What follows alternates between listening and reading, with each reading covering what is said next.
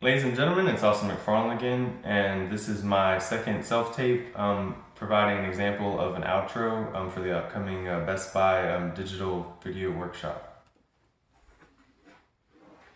Hey guys, thanks for joining us today. No, it wasn't easy trying to learn a whole new skill with new technology.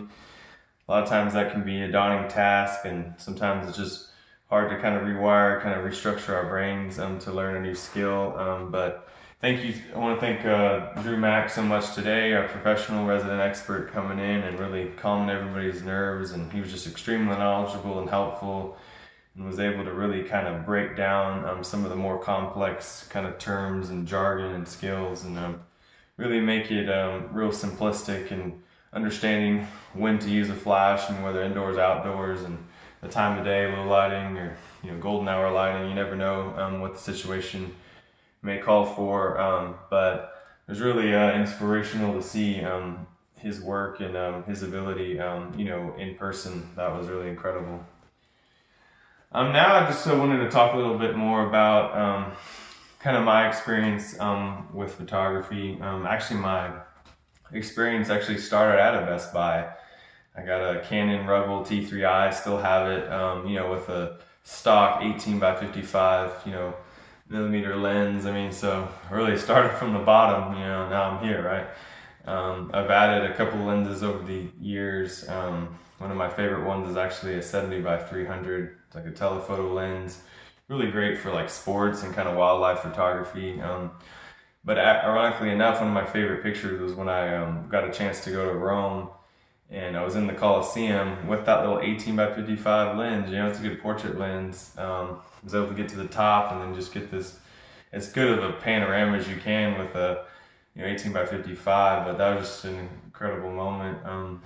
Over the years, it's kind of interesting how I've always thought, oh, maybe a better lens or something would make the difference, but that 18 by 55, it's been reliable. Still taking, even I think of a picture that I took in the DR, Dominican Republic, of a friend, just super candid shot, whatever, her kind of smiling and kind of shocked, whatever, and I just always remember. And then there's another one actually of her during like this wedding ceremony, and just her walking, with one of the kids that she was teaching that week for VBS or whatever.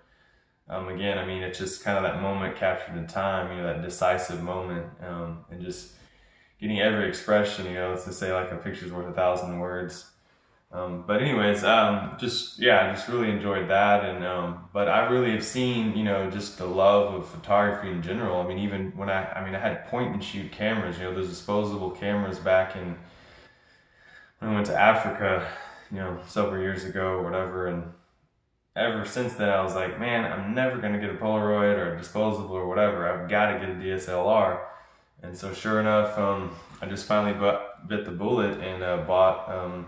At a Canon Rebel T3i there at Best Buy, and went to France and kind of became a French photographer, without obviously speaking a lot of French or whatever. But, I kind of blended in, I got the scarf and the jacket and so on and so forth. But, taking pictures of the Eiffel Tower, and even just some of the pastries and little shops or whatever in France, just iconic images that I'll always have and remember, just great moments in a lifetime. But it all started with that DSLR, just taking a leap, making the investment in a digital camera. And I have not regretted it, even all these many years later.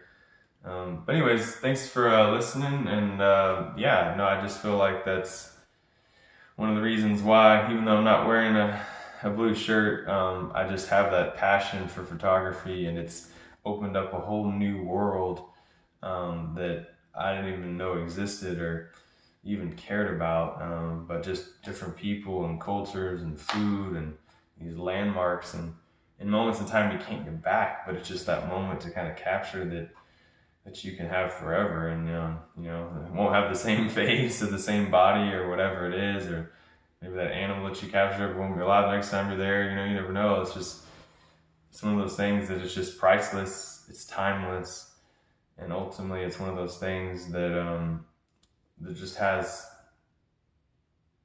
and then just indelible mark that it places on, just in your mind. I mean, you just can never lose it. I mean, it can't be taken away. But anyways, I hope everyone's having a great day, and I will talk to you all later. Take care.